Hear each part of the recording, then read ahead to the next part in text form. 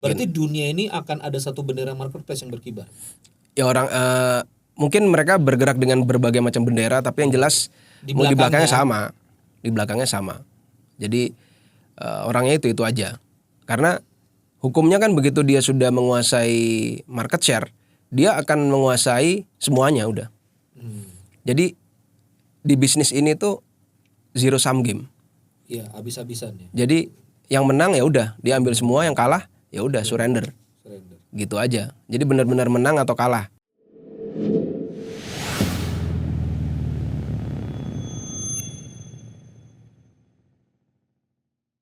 A'udzubillahi minasyaitonirrajim. Bismillahirrahmanirrahim. Assalamualaikum warahmatullahi wabarakatuh.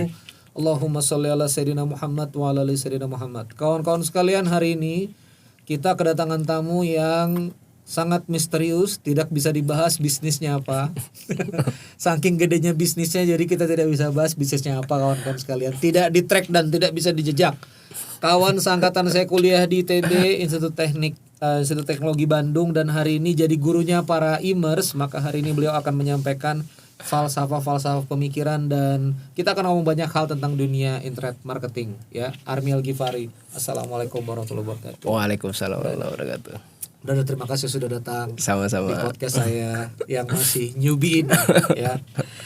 Bro Army, ini saya langsung saja kemarin diposting di Instagram Bro Army, rame juga banget ini terkait dengan mind blowing. Saya pengen bikin paid webinar untuk ngebahas buku ini. Nah, sebelum webinar kan kita podcast dulu aja ya. Speed kills ya, speed kills. Kecepatan itu membunuh. True wealth, kesejahteraan sebenarnya is built slowly, dibangun pelan-pelan. Speed and greed necessitate agresif, sesuatu yang sangat serakah, agresif leverage yang mati-mati untuk leverage, and increase the odds of catastrophe, itu akan meningkatkan namanya tingkat bencana yang lebih besar. It's better to go slower. Nah, ini ada garis bawahi. Sangat lebih baik untuk berjalan pelan dan avoid the do-overs, menghindari suatu aktivitas yang berlebihan akhirnya malah salah. Ini kan berkebalikan sama narasi anak-anak muda sekarang. Cepat kaya, cepat berhasil, bla bla bla. Ini gimana, Mas Armi? Iya.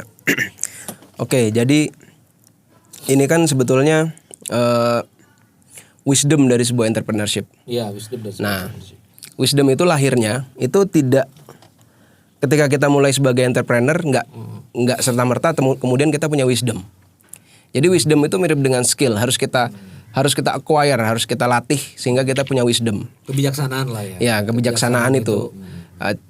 Sikap kita terhadap kecepatan dan seterusnya. Yang natural buat anak kecil itu, yang natural itu adalah main, terus dia jatuh, dia nangis, sudah main lagi, dia apalagi dia pengen sesuatu, dia minta, dia maksa segala rupa. Itu naturalnya ketika menjadi anak kecil.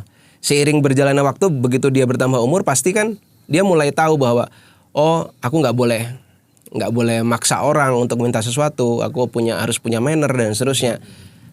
Ini mirip analoginya dengan ketika kita di bisnis. Jadi bisnis ketika baru mulai biasanya pasti pengennya speed. Iya. Speed. Agak sini. Gini ya. Iya. Oke. Speed, growth, terus kecepatan. Kekayaan dan seterusnya langsung gitu. Itu natural. Itu natural. Jadi gitu. masih anak kecil. Jadi masih level anak kecil lah kira-kira, masih bayi. Dan natural lah ketika bisnis pertama kali pasti yang dicari ya model-model seperti itu. Tapi seiring berjalannya waktu ternyata hal-hal yang seperti itu tuh membunuh kita. Dan sangat banyak kejadian saya sendiri dan kemudian banyak kejadian yang lebih besar lagi yang kita pelajari. Jadi ketika kita melakukan speed yang over istilahnya, kita speedy, kita tiba-tiba pengen segera growth, akhirnya mati di tengah jalan, atau bisnis kita nggak tahu harus ngapain lagi, ya udah kita tutup. Dan diperparah lagi hari ini memang ada fasilitasnya, ada jalannya untuk cepat gitu loh. Jadi kamu pengennya cepat, oke ini ada jalannya gitu. Ya tapi kan tadi kan you juga udah ya, seorang Army juga ngomong bahwa anak kecil tuh wajar kalau cepat. Berarti ini mengedukasi teman-teman yang nonton nih, banyak UMKM seperti apa? Apa kita ngomong juga sama mereka, kamu jangan cepat-cepat dari awal gitu. Ayo dewasa lebih cepat. Walaupun kamu belum jatuh seperti anak kecil tadi kan jatuh baru dapat kedewasaan, dapat wisdom. Itu gimana nih? Makanya yang harus dilakukan itu sebetulnya berpikir ya. Yang kebiasaan yang bisnis itu kan intellectual sport sebenarnya. Bukan tentang kita transaksi dan seterusnya. Kita sedang sport, kita sedang ada dalam sebuah race, tapi yang kita pertaruhkan itu bukan uang tapi intelektual. Nah, Menarik nih. ya intellectual sport. Bukan sekedar money sport atau apa, bukan. Jadi ini lebih ke intellectual sport, dan lebih pentingnya lagi yang kita andalkan tuh benar-benar diri kita sendiri. Jadi matinya bisnis itu, kemudian gedenya, kemudian stagnannya atau berkembangnya itu gara-gara diri kita sendiri. Jadi sangat banyak ketika kita baru mulai, kita tidak meluangkan waktu untuk mikir dulu. Mikir itu Karena mau cepat. ya karena pengen cepat, jadi nggak perlu dipikir lagi, dan banyak sekali keputusan. Ini ada istilahnya namanya dumb tax. Dumb tax, pajak kebodohan. Nah, dumb tax. Coba hitung, kita berdua aja lah. Kita hitung. Kita hitung. Kita ingat-ingat mungkin 15 tahun yang lalu ke belakang. Seandainya kita tidak melakukan kebodohan-kebodohan, berapa nih current wealth kita hari ini? Pasti nggak kondisi sekarang kan. Udah berkali lipat, mungkin billion mungkin. Tapi kita harus bayar itu karena kita kebodohan di masa lalu. Nah, ini sesuatu yang harus dijalani atau bisa dihindari sebetulnya? Bisa dihindari, makanya jalan paling smart itu adalah belajar dari kisahnya orang lain. Tapi ceritanya orang lain. Seberapa mau kita tunduk pada kisah orang lain kan? Gitu. Nah, ketika kita melihat kisah orang lain, itu kan kisahnya orang lain, bukan kisah saya. Yang kita bisa masuk ke otak kita itu cuma kisah-kisah kita aja gitu loh. Nggak, gue ngebahasin orang awam deh. Kadang-kadang kalau kita nggak kejedot, kita nggak mau insaf nih. Gimana dengan teori itu? Ya berarti dia sudah menandatangani siap untuk membayar dumb tax. Udah gitu aja. Sesimpel itu. Jadi memang harus bayar pajak bodoh. Iya. Kalau pengen bayar itu ya sudah bayar, gitu. Kan pajak. Iya. Gitu. Oke, dumb tax. Ini ada kalimat it's better to go slower. Nah, ini kan ada yang sering ngomong kamu itu lambat. Ini kesempatan di depan mata wes dipikir terus. Ada juga yang kecepatan. Ini moderasinya gimana menentukan tepat itu? Kan jangan sampai juga kita terlalu lambat loh nih. Iya. Maksudnya ada kesempatan apa kita nggak sikat gitu kan? Gimana loh? Ngambil titik tengahnya gitu loh bro. Jadi ada satu tokoh yang sebenarnya mau agak deep, nanti itu dibahasnya itu di webinar itu. Si buku ini gitu. Jadi ada namanya satu fase dari setiap entrepreneur itu harus punya. Mungkin kalau secara muslim kita sudah difasilitasi dengan sholat 5 waktu, kita sudah difasilitasi dengan tahajud, kita sudah difasilitasi dengan doa. Ada waktu yang harus kita spare untuk kita berpikir. Jadi thinking time gitu. Jadi kita harus berpikir, kita diam sejenak, kita lihat sebenarnya problem kita ini apa sih. Kita harus menulis hal-hal yang tidak terlihat. Itu yang kadang-kadang kita susah jujur untuk menuliskan. Iya kan, kita nulis sesuatu yang kita nggak lihat. Gimana kita menulis sesuatu yang tak kasat mata gitu. Karena semua yang tak kasat mata itu adalah asumsi. Semua yang tak kasat mata adalah asumsi. Contoh misalkan, oke, aku akan bisnis, begitu terima duit misalkan pensiun, pegang uang 1 miliar. Aku akan bisnis lele. Oke, aku akan bisnis lele. Udah. Kenapa? Yang kita lihat kan temanku rame, segala rupa dan seterusnya. Tapi ada underlying premise di dalam pikiran kita itu bahwa bisnis lele itu menguntungkan, bisnis lele itu pasti menjanjikan, dan aku bisa bisnis lele. Itu kan semua tidak dikatakan. Aku bisa bisnis lele, aku bisa. Tidak dituliskan. Tidak dituliskan. Aku nggak nulis tuh. Apakah aku beneran bisa bisnis lele? Apakah ini memang sudah jiwaku untuk ngerjain bisnis lele? Seberapa besar pasarnya? Seberapa besar pasarnya? Apakah aku sanggup? Apa resikonya? Semua segala rupa yang bawah-bawah itu yang kita nggak tulis. Itu semua asumsi kita. Bahwa asumsi kita itu bisa semua kita. Iya kan? Kita nggak tuliskan. Kita nggak tulis kan? Kita nggak terpikir dalam ketika mulai pertama kali kita bikin keputusan, kita nggak tulis. Dan itu saya pernah bisnis juga. Bisnis, misal contohnya kita udah pegang duit berapa miliar gitu misalkan. Oke, ini diapain ya duitnya? Nah, pertanyaan pertama, seorang business owner atau seorang CEO gitu kan harus capital allocation kan. Kita harus mengalokasikan nih untuk jadi bisnis lagi. Untuk jadi bisnis lagi. Dibelanjakan capital lagi untuk mengembangkan lagi. Iya, seolah-olah ini underlying assumption-nya seolah-olah kita memang wajib mengalokasikan ini. Padahal disimpan aja dan dimakan aja nggak apa-apa ya. Nggak apa-apa padahal. Iya kan? Ini Iya kan? bodoh. Iya. Iya kan? Iya. Nah, 100 padahal simpen miliar. Ya simpan. simpen Kalau aja, nggak- atau kalau kita nggak ada ide ya masukkan ori, suku apa segala rupa misalkan. Iya. Iya kan? Ada yang syariah, Ada yang syariah, gitu kan. Kan ini ada penonton-penonton. Iya, suku syariah. Tidak boleh berbunga. Ya. Syariah juga boleh. Iya. Kalau mau capital gain, ubah jadi logam mulia. Atau logam mulia sekalian misalkan. Iya, 12 tahun lalu 300.000, sekarang 1.100.000. Iya. Dan nggak harus dialokasikan kan? Nggak harus dibisniskan. Nggak harus Ambilin dibisniskan aja juga. 50 gram sebulan gitu ya. Hmm. Nah itu siapa yang nyuruh wajib itu? Nah, kan nggak ngerti ya. Nah ini kamu tuh pasti pikiranmu bisa goyang-goyang, akidah bisnismu nih bisa remuk redam ini sama Army ini. Ya jadi sebetulnya kita punya uang tidak ada yang mewajibkan untuk diinvestasikan lagi kan? Nggak ada. Sebetulnya. Nggak ada. Ya contoh kasar paling sederhana, Warren Buffett aja lah kita lihat. ini setuju. Tadi kan Warren Buffett, Iya. investor nomor 1 dunia, mengambil action dalam 5 tahun itu cuma 3 kali. Dia 3 kali dia chip in nih. 3 kali chip in, 3 kali melakukan action lah. Dia beli saham itu hanya 3 kali. Dia hanya nunggu. Jadi Mungkin volumenya gede lah pasti. volumenya gede. Iya. Ya tapi mungkin secara relatif gedenya dia terhadap gedenya kita memang relativitasnya sama. Jadi bagi dia itu gede, bagi kita juga mungkin 1 miliar 2 miliar gede juga gitu loh. Sama kayak dia ngelihat berapa billion gitu. Iya. Sama-sama gede gitu. Itu hanya 3 kali dalam 5 tahun. Hanya 3 kali dalam 5 tahun. Sementara dia setiap hari yang dia lakukan, dia berpikir, dia buka laporan keuangan, dia baca market, dia apa, setiap hari itu yang dilakukan selama 8 jam. Jadi aktivitas dia itu menunggu. Dia bilang itu menunggu. Ya bukan sekedar nunggu, berarti dia berpikir kan. Iya. Dia melihat market itu apakah market akan seperti apa atau ada situasi. Kalau memang dia lihat semuanya nggak ada yang bagus, ya udah ngapain dia action. intellectual sport. Intellectual sport. Jadi sebetulnya peran intuitif di mana? Kan teman-teman tuh udah, wih feeling Mas Randy, feeling. Itu mana gimana? Wih feelingku, itu gimana tuh bro? Ya. Menghadapi orang yang begitu. Berarti sudah tanda tangan dalam teks gitu aja. Berarti dia tanda tangan masuk dalam dunia pertaruhan itu. Pertaruhan. Nggak ada datanya, Nggak ada datanya. Kan intellectual sport harus pakai data. Berarti seorang Army sekarang nggak mau ngambil bertaruh gitu. Pada keputusan bisnis seorang Army yang hari ini. Nah, celakanya ya kan. Aku suka nih. Gue udah simpulin, lu belokin lagi. Brengsek nih emang nih Army ini. Gimana? Celakanya gimana? Celakanya walaupun orang ini kan namanya sport. Yang Iya. sport itu kan nggak mungkin orang ketika dia udah jago main bola nggak jatuh kan. Iya betul. Ya kan? Walaupun dia udah Messi juga kemarin juga sudah apa ini dia jatuh apa segala rupa yang akhirnya dia harus nggak main selama berapa kali. Ya mirip seperti itulah. Jadi akan ada kebodohan-kebodohan. Kita tinggal melakukan less wrong aja. Jadi less wrong aja. Jadi less wrong aja. Jadi misalkan hari ini kita melakukan kesalahan 10 ya mungkin kita next jangan 10 lah, mungkin 3, Tapi 2. kamu menghindari itu zero clean, perfecto nggak bisa ya. Iya.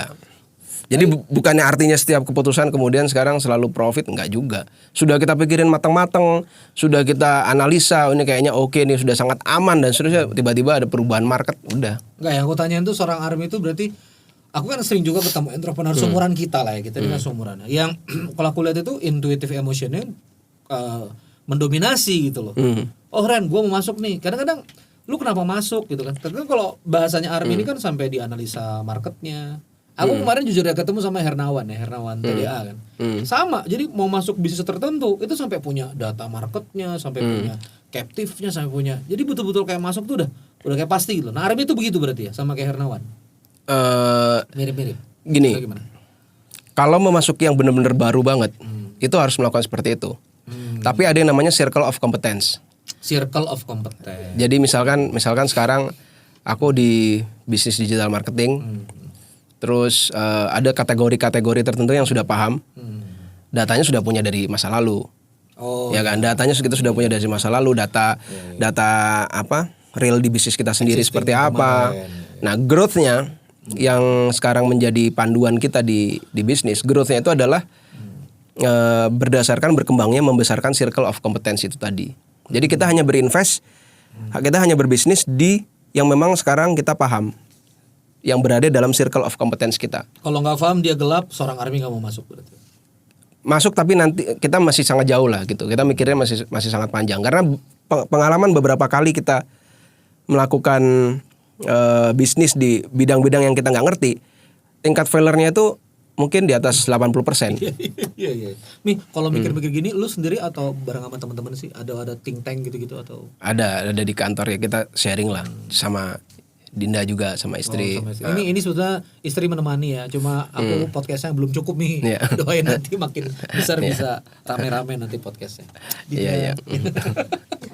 Masya Allah. Mi, terkait sama aktivitas Army yang sekarang digital marketing. Kalau kamu lihat dunia digital ini kan ada TikTok emerging, ada Shopee, ada Topet, ada orang wah ini ada juga teori harus bikin web sendiri untuk bikin traffic sendiri. Ada yang wah ini nanti marketplace akan menguasai database. Ini kamu lihat ini peta asumsi ini yang mana yang benar sih Mi? Jadi harusnya teman-teman sekarang itu kemana? Apakah ngikut aja ya wis lah yang sekarang jaya mereka. Ada juga kan tulisan begitu kan. Iya. Kita menyerah saja kepada VOC ini seperti pribumi dahulu kan. Bekerja sama dengan penjajah gitu. Nah itu gimana, brother? Jadi mungkin termnya bukan menyerah ya. Jadi termnya itu adalah Ya menyerah dong. Menyerah enggak ya? lah, enggak ya. Termnya itu adalah survival. Nah, Termnya itu adalah survival. Itu. Jadi topiknya kita adalah tentang survival. Gimana caranya survival ketika bisnis kita di kategori DTC seperti sekarang? DTC ini teman-teman mungkin kurang ya direct to customer. Jadi kayak kita punya toko online jualan langsung ke customer. Kita kirim barang langsung dari warehouse kita. Nah itu DTC. Nah, DTC itu satu kategori tertentu lah gitu di situ. Nah untuk survive kita memang kita ini sedang berada di tengah-tengah pelanduk lah. Pelanduk yang di tengah-tengah apa sih itu peribahasanya? Dua gajah berperang. Nah, dua gajah berperang kita di tengah-tengah gitu. Kan. Kita di tengah-tengah karena yang lagi berperang kan memang sekarang marketplace gila-gilaan dan mereka melakukan segala macam cara untuk gimana caranya semua transaksi di seluruh dunia ini itu semuanya masuk marketplace. Dan tidak ada bahasanya berbagi kekuasaan ya. Nggak ada berbagi kekuasaan. Dominasi yang terjadi. Dominasi pasti harus dominasi. Jadi the winner takes all. Jadi nggak ada kamu grup marketplace di sana hidup, aku juga hidup, mari kita berbagi wilayah. Itu nggak akan mungkin. Nggak akan mungkin. Berarti dunia ini akan ada satu bendera marketplace yang berkibar. Ya orang mungkin mereka bergerak dengan berbagai macam bendera, tapi yang jelas di belakangnya sama. Di belakangnya sama. Jadi orangnya itu aja. Karena hukumnya kan begitu dia sudah menguasai market share, dia akan menguasai semuanya udah. Jadi di bisnis ini tuh zero sum game. Iya, habis-habisan ya. Jadi yang menang ya udah, dia ambil semua, yang kalah ya udah surrender.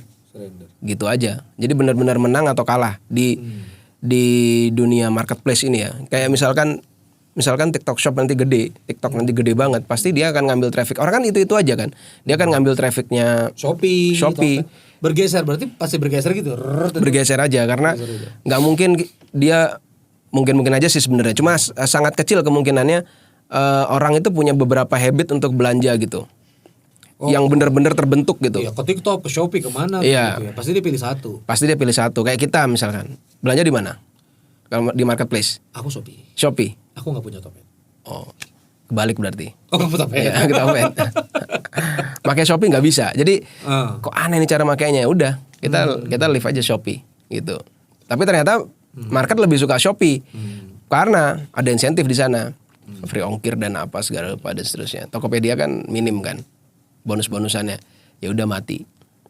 Gitu. Tokopedia ya gede tapi sudah bentar lagi ada TikTok sudah diambil sama TikTok ya lama-lama pasti yang gede TikTok Shop gitu aja. Dan TikTok Shop juga mengubah konstelasi kan, jadi jualannya benar-benar dikembaliin kayak zaman dulu. Jadi harus ada kita masuk pasar tuh ada yang dan kakak gitu-gitu ada gitu-gitunya gitu.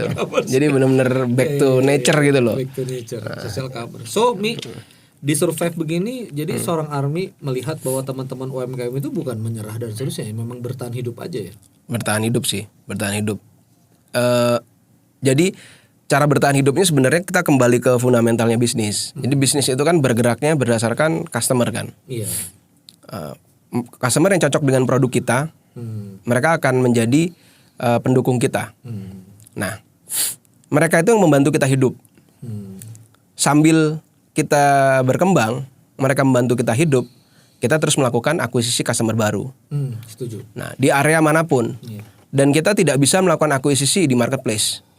Karena kita bisa melakukan akuisisi di marketplace.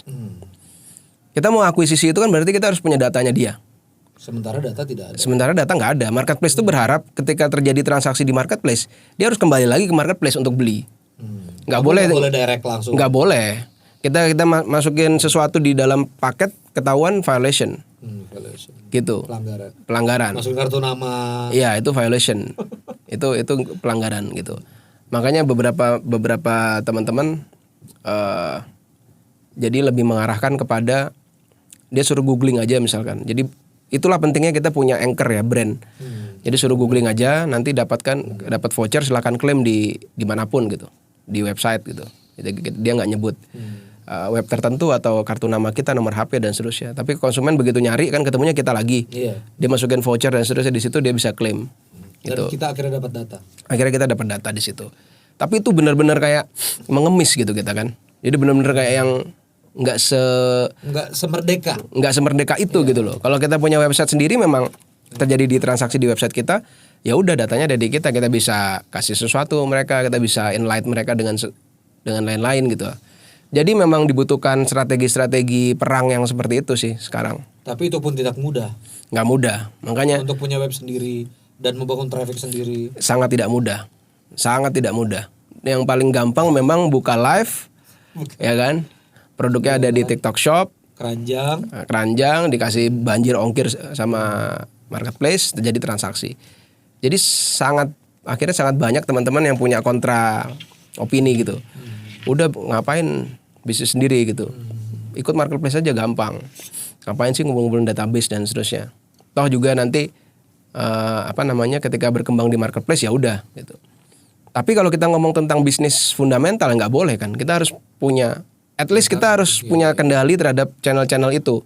Nah, cara bertahan hidup yang berikutnya begitu kita sudah mulai membesar, ketika kita kecil tuh kita harus punya database kita sebenarnya. Begitu kita mulai membesar baru kita mencetak consumer kan. Yang pertama kita cetak customer. Begitu kita gede kita cetak consumer. Jadi orang-orang udah mulai nggak kita kenal, silakan beli, yang jual adalah mitra kita misalnya di mana, silakan aja beli, kita nggak perlu tahu datanya dia siapa. Tapi untuk hidup awal-awal kita mesti punya customer kita sendiri. Gilanya kan beberapa UMKM consumer dari awal nggak punya data. Nah, itu dia sebenarnya yang fragile sekali. Makanya banyak sekali brand yang masuk gede hilang gitu. Dan untuk survive lagi, bayangkan ya, untuk survive lagi, untuk sekedar kayak kita ngomong TikTok Shop gitu ya. Idenya sederhana, pokoknya kamu buka toko, kamu harus sering-sering live supaya orang lihat. Lalu kamu harus sering-sering posting video. Jadi kita kayak seolah-olah memberikan sesajen. Jadi ini ada nih, ini kan ada algoritma nih, kan ada satu engine. Kita harus kasih sesajen gitu loh. Sesajennya konten. Kita harus live, kita harus sholat lah kita harus di sana kan. Jadi harus ada ibadah. Kita harus beribadah gitu di situ loh. Supaya dapat imbal balik. Kita gitu. Buat judul Army Al-Ghifari, ibadah ke sosmed gitu ya. Ibadah ke social commerce, ya kan, syirik hari ini gitu ya. Sip, dapat judulnya, simpan ya. Iya benar itu.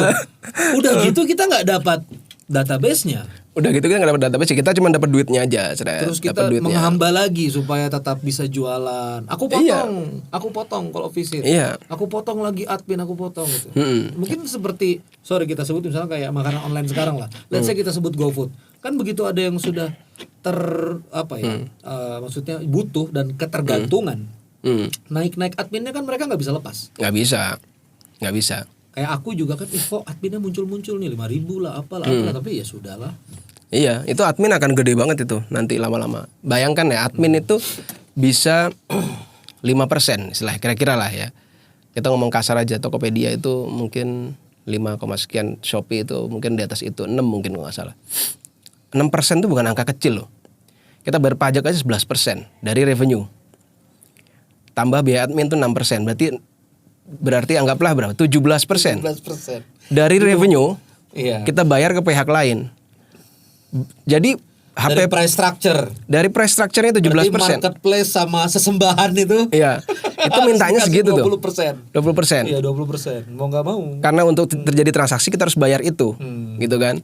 Nah, Itu 17%. Untung kita berapa untung kita? Profit kita. Nggak mungkin dia punya untung misalkan anggaplah dia punya 20% atau 30%, setelah itu baru dia kantongin. Tapi itu untuk bisnisnya udah gede hampir sulit gitu. Anggaplah kita punya gross misalkan 65% gitu. Diambil 17% sudah buat itu. Diambil lagi untuk generate traffic. Beda lagi traffic, bukan sajen. Ads ini bayar. Jadi kan kita udah ngasih sajen. Biar dilihat orang, nggak bayar ads. Jadi itu tahap kedua beda lagi supaya mesinnya jalan. Ya mungkin ini sajen yang nomor 2-nya lah gitu. Harus disuntik. Harus disuntik terus. Suntik terus duit lagi. Ini yang kita bayar ke Meta, ke TikTok, duit lagi. Itu mungkin anak-anak di TC itu mungkin sekitar 20-30%. Habis untuk sajen-sajenan gitu aja ya? Ya 20 plus tadi 17 ya. Jadi hampir 40% mereka bisa keluar. Berarti dia harus, ya memang di digital D2C begitu harus jualan barang yang secara gross profit 3 kali 4 kali lah untungnya ya, baru bisa 3 kali 4 kali. Dan kita DTC kan. Nah, ternyata belum selesai nih cerita perih-perihnya DTC nih. Ya Kita udah gede. Ya Allah. Market udah ngelihat semua di mana-mana. Datanglah penguasa masa lalu. Pemain-pemain offline masa lalu yang ada di channel-channel tradisional sekarang. Indomaret apa segala rupa. Dia sudah punya channel. Dia lihat kita jual barang 100.000, ya udah dipasang aja barang dia 40.000. Di mana? Di channel-channel dia. Jadi begitu orang ngelihat iklan di Shopee, bagus 100. Bagus nih, dia datang ke hypermart, kok nggak ada barangnya, tapi ada alternatifnya ini. Ya udah diambil yang itu. Jadi kita membuatkan market untuk mereka. Perih lagi, jadi di sini nggak keserap. Iya. Dijual sama teman-teman Indomaret, Alfamart, di sini ada 40.000. Nah itu. Sinting ya. Makanya. Sebenarnya kalau ngelihat roadmap-nya memang ngeri banget sih. Kita jadi kayak, gue ngapain bisnis kayak gini caranya lah. Tapi gini sorry ya. Ini teman-teman sorry ya. Saya ini sama Army ini kan sama-sama aktivis ya Gue pernah jadi tim ses calon presiden KMI Tempe untuk seorang Army Al-Ghibari. Anda juga di Sospol. Saya hari ini desak Army untuk bicara tentang nasionalisme. So banyak yang ngomong hari ini Dina juga orang KMI. Banyak yang ngomong tuh hari ini gila banget kita nggak bisa berdaya di negeri sendiri. Kita tuh nggak bisa tegak di negeri sini kalau caranya begini. Aneh kemarin ketemu sama salah satu aktivis, bukan aktivis ya, pengusaha yang dia sering dipanggil Meta juga, Pak Hadi Kujoro, orang distribusi. Dia ngomong, aduh kita nih peradaban reseller land. Udah kita nih nenek moyang kita tuh seorang reseller, pelaut itu reseller kata dia gitu. You nggak usah ngomong berdaya di negeri sendiri, produksi apa segala macam. Emang kita tuh reseller, dagang begini. Jadi seakan-akan ya udah kita live TikTok bawa barang impor dari China. Karena dia punya angka produktivitas yang luar biasa kan di China kan ada miracle of quantity itu. Mereka bisa memproduksi miliaran. Jadi seakan-akan itu logika sekarang dengan marketplace serangan juga produk dari China itu ya memang begitu adanya. Ya nggak usah jadi negeri yang berdaya yang punya mimpi bisa bikin baju segala macam gitu loh. Ya udah consume aja gitu loh. Jadi reseller aja ambil cuan gitu. What do you think? What's your opinion? Kalau kita ngomong tentang distribusi normal, memang kan jumlah reseller pasti lebih banyak. Jumlah merchant itu jauh lebih banyak daripada produsen. Iya. Ya kan kita ngomong distribusi normal kan pasti seperti itu. Jadi kalau ada yang ngomong hipotesis bahwa nenek moyang kita merchant, sebagian besar merchant ya mungkin bukan hanya Indonesia, mungkin seluruh dunia pun merchant, berdagang semua. Ya kan? Iya. Jadi tapi itu tidak bisa menjadi satu acuan bahwa identitas kita adalah merchant semua gitu loh. Nggak usah memproduksi. Ya begitu juga kita nggak bisa punya identitas bahwa nenek moyang kita adalah produsen. Misalkan kayak kita ngomong ke Cina, enggak juga. Distribusi normalnya tetap kebanyakan merchant, baru kemudian produsen. Di Cina pun sama, kebanyakan merchant dan distribusi. Cuma jumlahnya kuantiti orang yang memproduksi itu mereka jauh lebih banyak daripada kita, sehingga kelihatannya mereka jauh lebih besar untuk kegiatan produksi. Nah bicara tentang nasionalisme akhirnya kembali untuk orang bisa berproduksi itu pasti peran nomor satu pemerintah, nggak mungkin enggak. Peran nomor satu pemerintah kan dia harus bisa menyediakan kemudahan kita untuk berproduksi, lahan, izin dan seterusnya. Sekarang struktur ngurus nggak usah kita jadi merchant, kita pegang brand aja. Kita nggak jadi produsen, kita pegang brandnya aja. Untuk ngurus sekedar BPOM-nya gitu istilahnya itu bisa lama banget bisa. Ada sekitar satu produk kita yang BPOM-nya itu 1 tahun lebih. Sekedar BPOM kita nggak ngomong produksi ya. Kita ngomong halal. Banyak juga teman-teman yang akhirnya terpaksa mereka berproduksi karena izin-izin itu nggak keluar, tapi akhirnya dia ngasih sajen ke oknum-oknum. Sajian lagi. Ada sajennya oknum-oknum setiap bulan. Sajian terus gitu. nih ya. Ya kan negara kita klinik. jadi jadi harus terus ngasih sajen. Iya. Gitu. Jadi kalau bicara nasionalisme memang ya balik lagi Berbeda dengan sebenarnya. Vietnam, dia tumbuh 8% karena negaranya pro, silakan kamu berproduksi Iya. di rumah. Itu. Gak kenapa aja, gak kenapa. Jadi negaranya juga udah punya sehati sama masyarakatnya. Aneh, ada nonton tuh di liputan CNBC Vietnam. Benar. Sampai di lantai 3, lantai 4 orang bikin sepatu dan itu didorong sama pemerintahnya, no tax gitu. Iya, nah Indonesia jangankan no tax lah. PPN aja naik langsung 11%. Bahkan hampir semua capres kan mau menaikkan angka tax ratio kan. Nah, Supaya bisa ngasih makan gratis. supaya bisa ngasih makan gratis. Menaikkan No angka freelance itu. pada akhirnya. Nggak ada. Nggak ada. Jadi memang benar-benar kita harus jeli sekali dan starting business is easy gitu. Kita ngomong starting tapi mempertahankannya itu nggak semudah itu.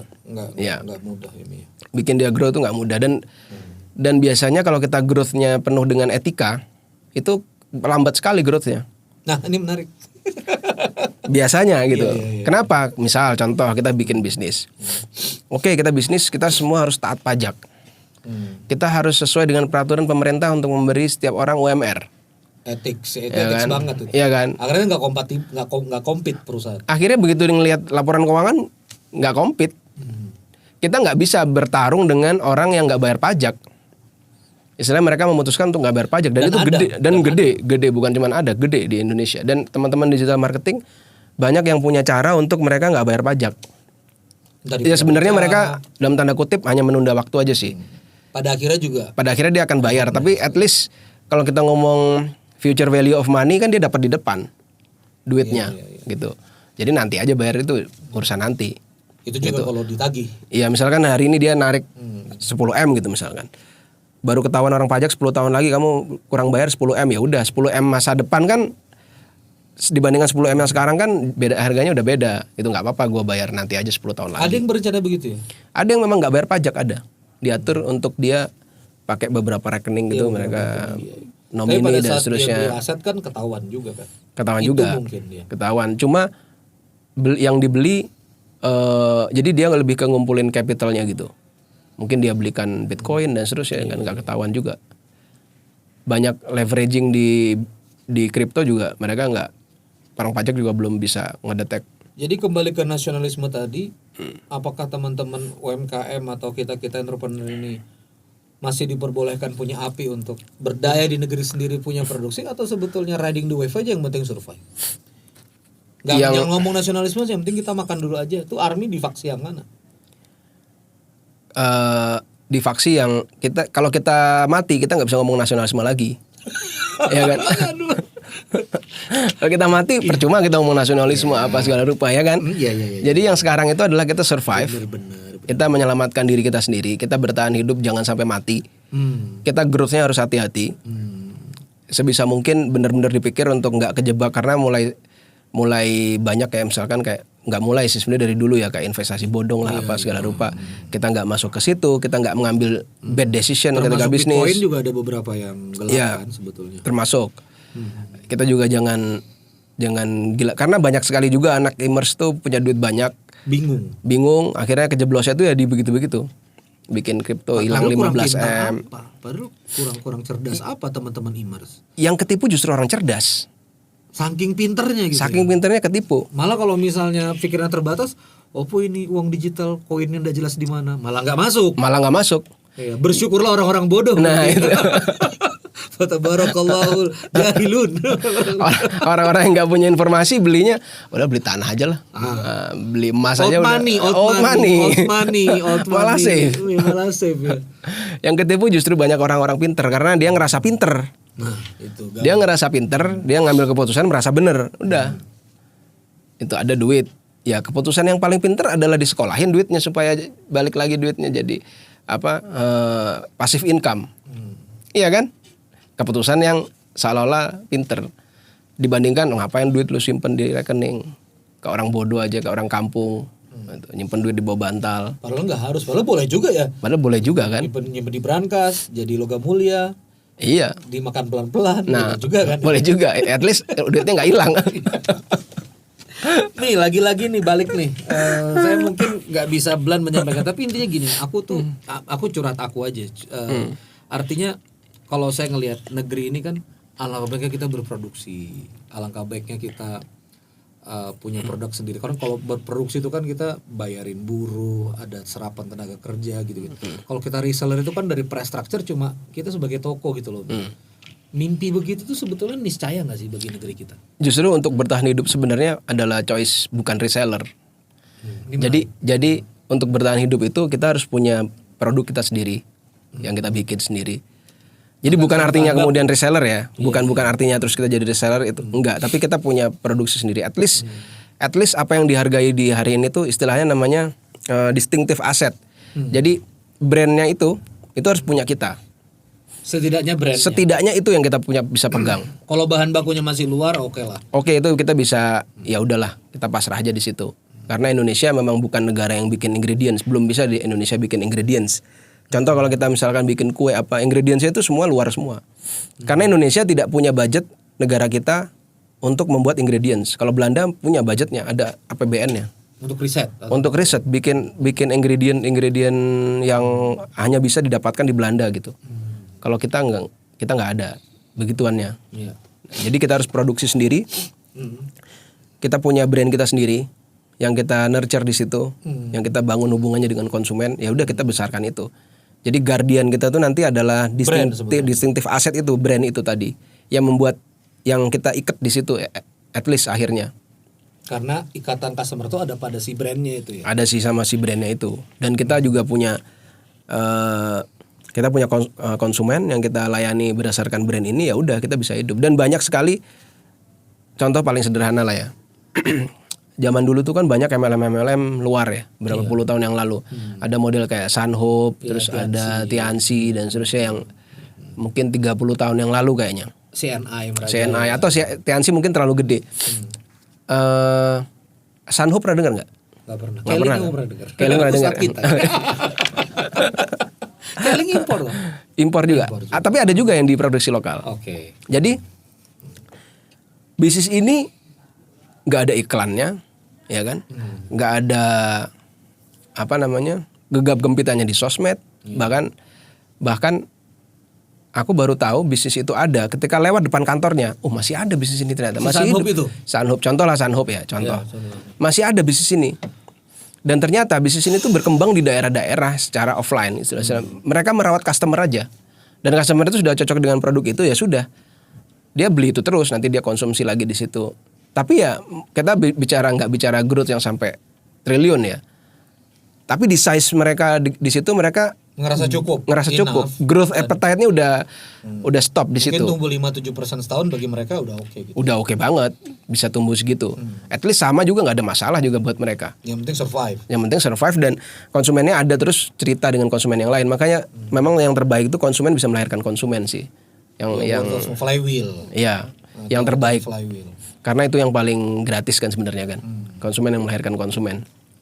Nah, tapi kalau kita nggak punya itu, kita akan terus-terusan acquire brand baru, nggak laku, cari lagi, baru lagi, setengah mati. Wah, itu lama-lama makin berat karena kita melakukan akuisisi terus. Kita nggak pernah milking hasil ini kita, gitu. Hasil berarti kita kalau yang kita panen. Kalau misalnya kita bergantung marketplace nggak akan bisa begitu dong nih, karena kan marketplace datanya kan di dia. Iya. Kita nggak bisa milking setengah mati bangun brand juga, Pak. Mungkin bisa di titik yang misalkan brand kita udah cukup besar, kita nggak perlu iklan lagi. Orang juga udah ketika nyari kita ke suggest di situ. Tapi balik lagi ke suggest itu mereka yang ngatur karena pernah ada record marketplace di Indonesia itu yang top nomor satunya itu diganti oleh brand mereka sendiri. Iya. Jadi ada jualan tas atau sepatu dulu ya. Jadi begitu lihat laku, begitu di search nggak keluar lagi dia. Brandnya dia keluar di halaman 11, yang nomor satunya brand yang punya marketplace-nya sendiri. Oke, ini kan ada marketplace yang punya barang. Tadi kita bicara-bicara di luar juga, teman-teman juga tahunya Mas Army sangat dekat dengan Facebook ya, Meta. Artinya berarti dari Bro Army ngelihat kasus begitu, lebih fair Meta FB ketimbang marketplace? Nggak apa-apa kita bahas di sini saja. Nggak apa-apa sih, nggak apa-apa. Lebih fair dalam konteks dia. Misalnya kita ngiklan, misalnya mau buang uang di marketplace atau di Meta gitu. Meta kita iklan di Facebook, lari ke web kita sendiri, ya .com kita sendiri, atau kita bakar uang di marketplace gitu. Kalau menurut Army fair yang mana? Tadi kan ada yang nggak fair tuh kan marketplace.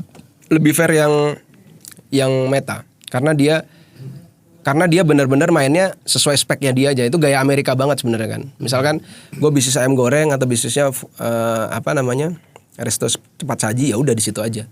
Kayak contoh Starbucks, dia bisnisnya kopi, udah dia bisnisnya di kopi itu aja.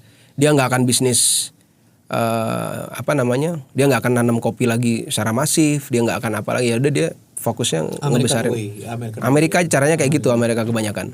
Nah, Meta pun sama, dia sebetulnya dia ngomong bukan perusahaan sosial media, dia ngomong perusahaan teknologi AI. Jadi mereka mengubah identitas. Jadi dia bisnisnya AI, fokus dia di situ. Dia nggak ada urusan sama orang-orang live joget dan seterusnya, dia nggak mau tiru itu. Tapi kalau seandainya ada potensi untuk bisa menarik orang yang suka nonton reels atau di TikTok, bentuknya TikTok begitu, ya dia bikin reels untuk nambah inventory dia. Sesimpel itu aja sih kalau si Meta. Jadi mereka nggak ikut-ikutan bisnis kita. Mereka nggak ikut-ikutan kita dia growth bikin berapa tas gitu loh. Tiba-tiba dia bikin tas, dia bikin kosmetik. Meta nggak punya fisik situ. Nggak punya fisik situ. Dia nggak ngecas transaksi kita dari omset kita berapa, dia ngecas berapa, dia nggak ada urusan di situ. Dia benar-benar pokoknya jual beli traffic, udah selesai. Jadi kamu bisa bayar berapa, aku sampaikan ke traffic sejumlah segini. Iya. Kalau ternyata banyak yang lihat, itulah namanya winning campaign. Iya, udah gitu aja. Berarti iklanmu efektif gitu. Jadi sebetulnya ada iklan murah itu kan ternyata ya yang desain iklannya juga kan, ads manajernya juga kan. Kalau Meta mah fair ya. Fair, udah gitu aja 1 juta rupiah kamu buang, aku akan perlihatkan ke sekian orang. Iya. Kalau seandainya kontenmu bagus, orang banyak action, maka algoritma kita akan menjadi lebih refine untuk menyampaikan ke orang-orang yang lebih relevan dengan bisnismu. Gitu aja. Doang sebetulnya. Gitu aja. Tapi sebetulnya kan ada teman yang ngomong tuh gini nih, misalnya kayak di dunia fundraising filantropi, ada yang ngomong, oh sekarang tuh susah, nggak kayak dulu ngiklan, kayaknya harga Facebook sudah lebih tinggi. Itu sebetulnya bukan salah Facebooknya ya, karena kompetisi di dalamnya atau pasarnya yang memang nggak convert gitu. Ya. Pertama kompetisi tinggi di Metanya, yang kedua perilaku konsumen juga bergeser kan, nggak cuma Meta mereka sekarang, nggak cuma Meta sama nggak cuma Facebook sama Instagram, mereka punya pilihan TikTok, mereka punya pilihan yang lain. Kepecah. Jadi screen time orang habis ke Meta itu turun. Dulu gede. Meta, FB IG. Sekarang udah terpecah, ada Twitter apa segala rupa, kemana-mana orang. Apalagi Gen Z juga sekarang udah mungkin loyalitasnya ke Meta udah nggak ada. Gitu, turun. Tapi tetap ada orangnya di Meta. Makanya sekarang kita jeli-jelinya kita ngelihat market, terus cara kita melakukan akuisisi, terus kita rawat konsumen kita. Makin menuju ke Gen Z makin susah bisnisnya. Terus terang aja. Jadi makin menuju ke Gen Z, makin mudah nih konsumen kita. Makin mereka nggak punya loyalitas terhadap channel tertentu, atau mereka juga nggak punya loyalitas terhadap brand. Mereka lebih suka nyoba ganti-ganti. Pasar gitu. Thrifting. Iya. Beli baju thrifting 13.000. Memang katanya yang memang merusak ya milenial tuh, Gen Z itu bawa disaster katanya buat bisnisnya.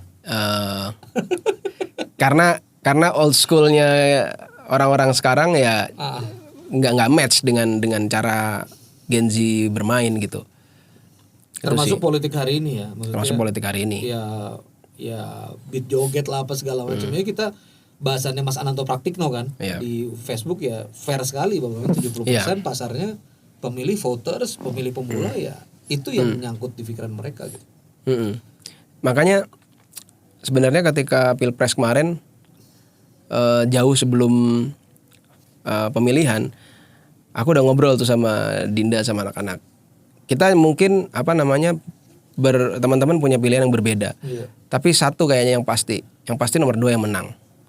Kenapa? Karena dari segi appearance mereka di sosial media, kemudian di Gen Z-nya itu paling gede, exposure-nya paling tinggi, influencer-nya paling besar. Influencer yang harusnya kita nggak ngerti ada deal apa di belakang ya. Tapi influencer yang kalau kita pakai dia bayarnya itu adalah puluhan atau ratusan juta, itu mendukung Berkumpul mereka semua. Itu kan social currency semua itu. Sosial currency Iya, nggak bisa dilawan. Ya. Nggak bisa dilawan. Ketika itu dikumpulin ya kalah lah sama yang lain. Pasti menang karena yang dilihat cuma itu dan semua ngumpul di TikTok. Intellectual sport sebetulnya. Intellectual sport. Jadi yang menguasai TikTok sebenarnya yang menang nanti. Kalau kita ngomong sosial media ya. Kalau Instagram, Twitter itu mah Old people. lah. Nih, Kecil. tapi sorry, berarti tetap ada satu platform yang kalau kemarin kan Meta tuh ngerasa di atas awan gitu ya. Terus tiba-tiba TikTok dari China masuk dan akhirnya TikTok merajai. Jadi sebetulnya ini juga belum final score dong, Mi. Akan terus muter-muter terus. Akan ada platform lagi yang bisa jadi emerging dan akhirnya mimpin lagi gitu. Kalau dari sisi pebisnis ya, kita ngelihat sisi konsumennya mereka berdua nih. TikTok sama Meta itu kan konsumennya kita kan. Iya. Orang yang bayar iklan.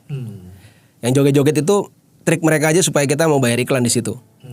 Ya kan, istilahnya kasarnya, gue punya kelebihan adalah ada yang joget-joget, ada yang live segala rupa. Ayo lu bayar iklan di sini biar banyak yang lihat. Meta juga sama dia. Nah, mereka tuh sebenarnya lagi bertarung hebat-hebatan mana yang paling bisa ngasih traffic dan konversi yang berkualitas. Nah, hari ini Meta tuh masih nomor 1 menurutku. Secara kualitas. Secara kualitas, Meta masih nomor 1. Dan orang yang datang di Meta itu karena kita keep sendiri, kita bisa pegang datanya, mereka bisa jadi retention kita nanti ke depan. Kalau produknya cocok, mereka beli lagi nggak usah lewat Meta kan. Tapi kita mau Meta mempersilahkan. Kalau kita mau menyapa mereka di sosial media dengan thank you apa segala rupa sudah beli di tempat kita, ya bisa dan itu murah bayarnya di Meta. Pakai retargeting, pakai apa, itu murah-murah semua. Iya, tinggal taruh pixel terus Iya, sampai ke mereka. pakai mungkin objektifnya cuma sekedar video, sekedar klik, itu murah-murah semua. Yang mahal itu yang akuisisi, yang sales itu mahal. Tapi fair dan lebih stable. Jadi begitu ketemu patternnya, karena Meta udah canggih, maka Meta bisa cari tuh orang-orang yang kira-kira mirip dengan kita. Dan itulah dia perusahaan AI itu ya. makanya mereka investnya di chip itu tadi. Dia beri berapa puluh ribu chip kan kalau nggak salah chip Nvidia itu untuk naikin kapasitas mesin AI-nya dia. Itu. Nah, kalau di TikTok itu rame, cuma ya itu tadi orang beli hilang gitu kan. Terus gede banget live misalkan sekian ribu spike. Begitu spike, orang bisnis normal ketika terjadi spike. Misalkan dia biasanya produksi 10.000 nih sebulan, tiba-tiba spike sehari itu 10.000, yang tadi sehari 10.000, sebulan 10.000, tiba-tiba dikasih sehari 10.000. Apa yang terjadi? Bingung kan? Produksinya setengah mampus. Produksi apa segala rupa, kualitas tapi sebentar aja ya, kualitas menurun mendadak, kualitas menurun, tim exhausted segala rupa. Akhirnya nambah orang lagi, nambah kapasitas lain pabrik dan seterusnya. Itu nggak continue. Itu nggak continue. Begitu ini hilang, langsung jadi katastrofik nih. Langsung jadi cost. Semua. Mesinnya nggak kepake lah, apalah, bahan baku lah. Itu real dan banyak pengusaha menengah yang dadakan tiba-tiba bubar tuh banyak banget. Habisnya karena tadi overheadnya itu nggak kebayar gitu. Avoid overdo. Nah itu memang ngelawan appetite itu susah banget. Ngelawan appetite bahwa kita harus growth nih, kita harus gede. Apa nggak semuanya ngerti? Nafsu. Nafsu untuk hawa. Nah itu nafsu kita untuk membesar itu menahannya susah. Wah 50 miliar semalam nih Dokter Richard, itu kan langsung. Iya langsung. Kita egonya terganggu kan. Wah bisa 50M nih. Harus bisa nih kita 50M semalam nih. Tapi kita nggak ngerti itu di belakang-belakangnya 50M semalam itu apa dampaknya terhadap bisnis kita. Bisa jadi malah bikin kita tutup. Gitu. Jadi bisa jadi kita ngurangin revenue. Ini ide lain nih, coba mungkin bisa di exercise gitu.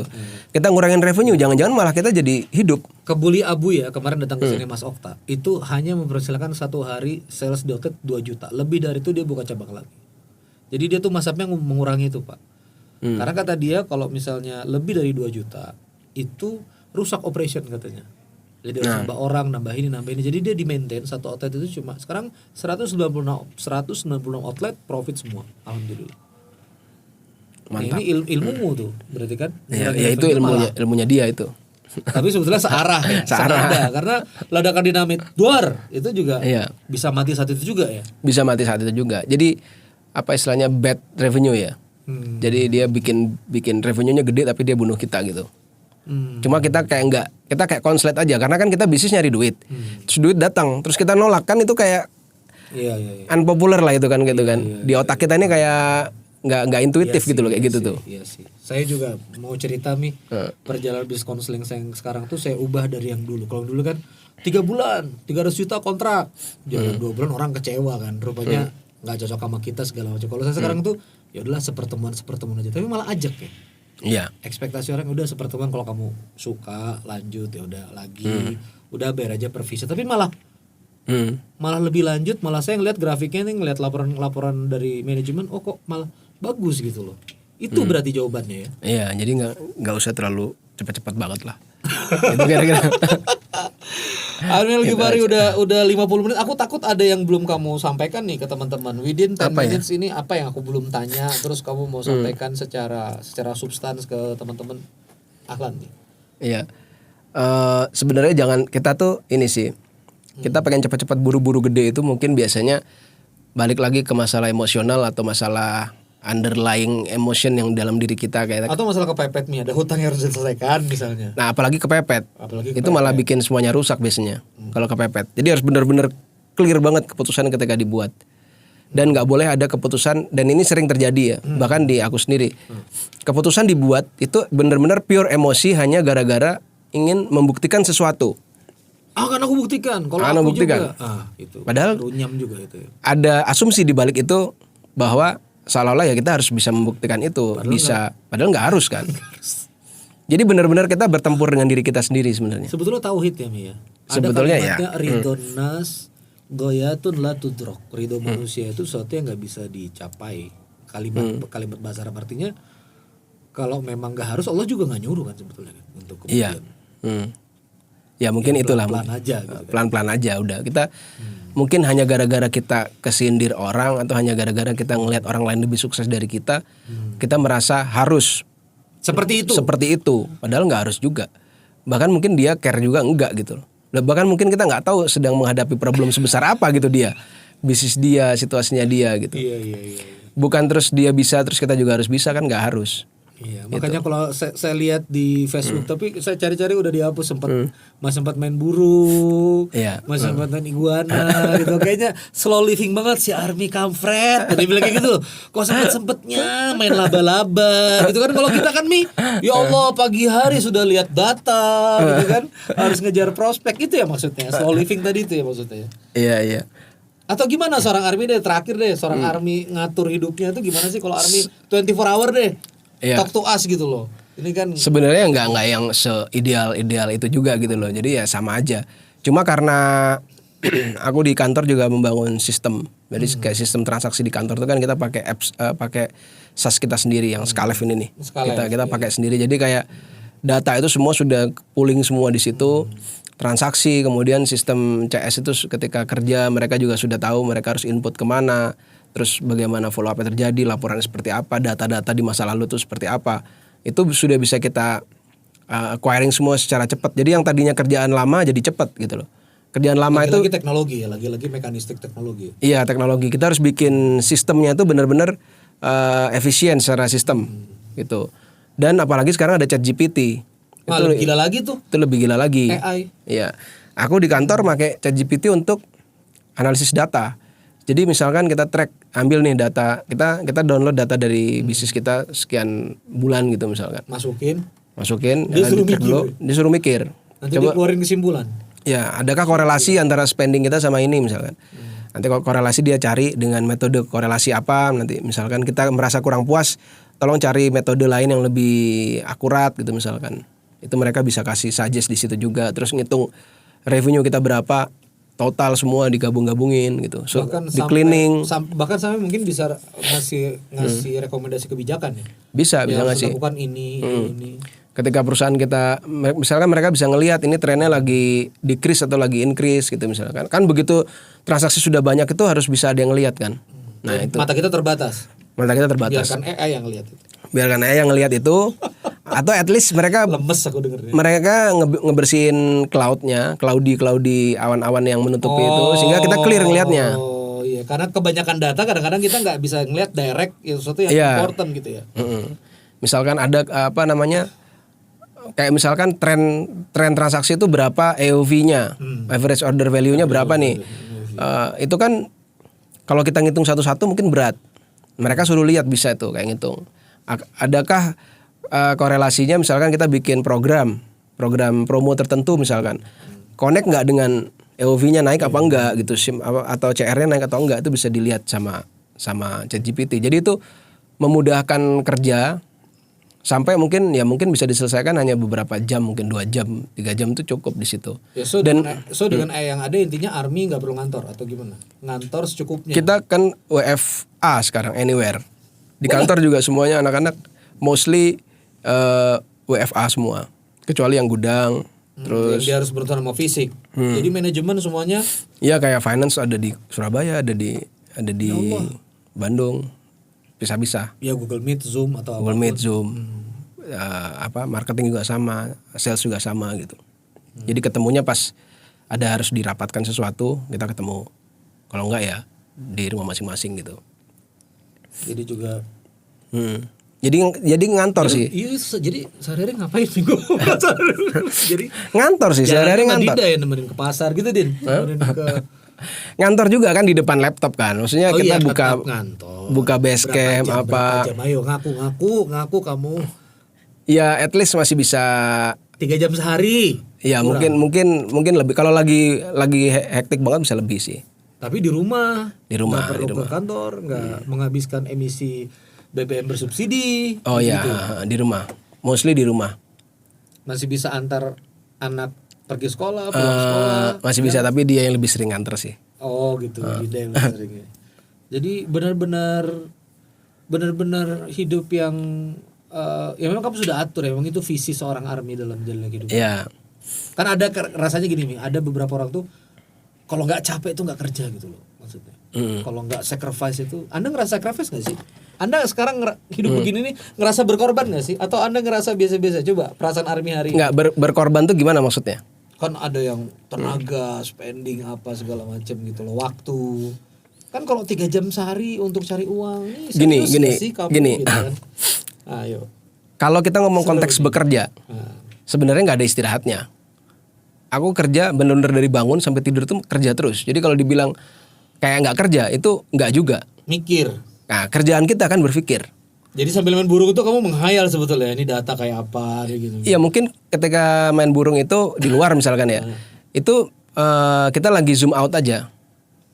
Kita nggak lagi zoom in ke satu masalah tertentu gitu. Zoom out. Ya, zoom in, zoom out gitu. Tapi kita tetap ada di dalam konteks, karena pekerjaannya 2 kan. Berpikir dan terus bertanya apa yang nggak aku lihat gitu kira-kira.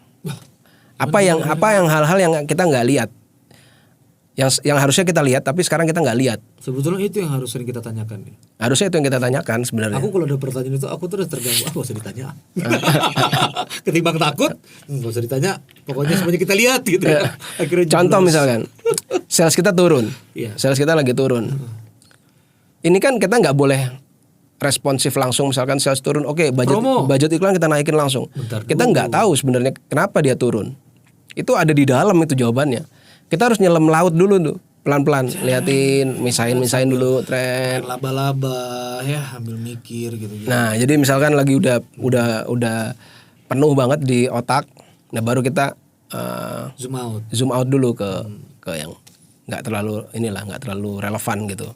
Nanti udah balik kita bisa zoom in lagi ke yang lagi kita pikirin. Dan itu berat loh sebenarnya. Dan itu benar-benar time consuming tapi nggak kelihatan. Ya kalau orang kerja selesai jam 5 dia pulang, bahkan di kantor pun kadang-kadang dia nggak mikir loh. Iya, kan? Di kantor dia nggak mikir, pulang apalagi dia nggak mikir lagi kan. Jadi kayaknya aja kerja ya. Kayaknya sebetulnya kerja. lebih gila kita ya sebetulnya, karena kita terus-menerus engagement sama apa yang dirasakan gitu, sama kasus gitu ya sebenarnya. Karena kan kita tugas yang nggak bisa kita delegasikan kan. Berpikir dan mengambil kebijakan. Berpikir, ngambil keputusan, menentukan kita sekarang itu lagi di mana dan mau menuju kemana itu kan nggak bisa kita delegasikan. Coba kamu pikirin kita harus kayak apa, bingung karyawannya. Bingung, dan itu bukan ranah mereka juga untuk berpikir itu. Kamu mikir dong, nggak bisa juga. Nggak bisa. Itu tugas kita yang selama ini paling sering kadang-kadang kita outsource kan ke orang lain itu. Kita pakai konsultan lah, kita pakai Siapa lagi suruh mikirin nih aku harus kemana nih? Padahal kan itu pertanyaan buat diri kita sendiri kan. Jadi Army sekarang ngerasa ya kerja terus gitu sebetulnya. Sebenarnya kerja terus sih. Kerja terus ya. Kerja terus, buka HP ngelihat misalkan kita lagi ada promo apa kan, orang nggak lihat misalkan data secara utuh kan semuanya kan. Ada intervensi hal tertentu yang kita lakukan, kita harus ukur dalam berapa hari itu ada efeknya atau enggak gitu. Terus price structure-nya, menjaga perusahaan supaya tetap profit, itu juga PR kita kan. Tugas kita, bukan tugas orang lain itu. Ngatur rasionya misalnya, kalau di konteks DTC berarti berapa budget yang harus kita keluarin. Apakah setiap budget yang kita keluarin itu akan menghasilkan profit buat kita. Misah-misahin channel, data segala rupa itu memang agak teknis, tapi teknisnya udah dibantu oleh software, oleh AI tadi. Tugas kita tuh menerjemahkan aja gitu. Dan ngambil keputusan. Apa yang tidak kita lihat? Apa yang tidak kita lihat? Nih 1 jam kita sudah berbicara, meledak aku rasanya kepala. Ya Allah, teman-teman semoga ada manfaatnya. Kalau kamu nggak ngerti, kamu tonton lagi aja. Ini kan bisa diulang-ulang toh. Kalau nanti nggak ngerti bahasa Inggrisnya, you Google aja gitu ya. Pokoknya ini rada spesial hari ini. Thank you so much. Mungkin 6 bulan sekali mesti visit ke sini update lagi kita. Siap. Apa sesajen sudah berubah enggak gitu. Teman-teman sekalian ya, The Living Ayat, ayatnya jadi hari ini Inallah ma'asobirin ya teman-teman. Bahwa Allah itu bersama orang-orang yang sabar. Jadi kalau kamu sekarang levelnya 1 ya sabar. Ya, kalau kamu jual 100 pieces ya sabar. Gak ada yang menuntut kamu harus beli Ferrari sekarang. Gak ada yang menuntut kamu harus punya rumah sekarang. Ya, benar. Yang dituntut adalah survive dan terus bertumbuh. Hari ini lebih baik daripada dari kemarin. Thank you Army Al-Ghifari, terima kasih teman-teman. Nanti silakan follow beberapa kegiatan beliau. Beliau sudah mulai juga turun ke edukasi di teman-teman Imers. Ikutin semua kelasnya. Kalau ada, beliau jarang bikin kelas ya karena bisnisnya bukan itu. Nggak begitu menguntungkan juga kata dia. Ya ini udah Skalef. Nanti teman-teman kalau mau jadi mitra Skalef juga boleh. Thank you so much Army Al-Ghifari. Wassalamualaikum warahmatullahi wabarakatuh. Waalaikumsalam warahmatullahi wabarakatuh.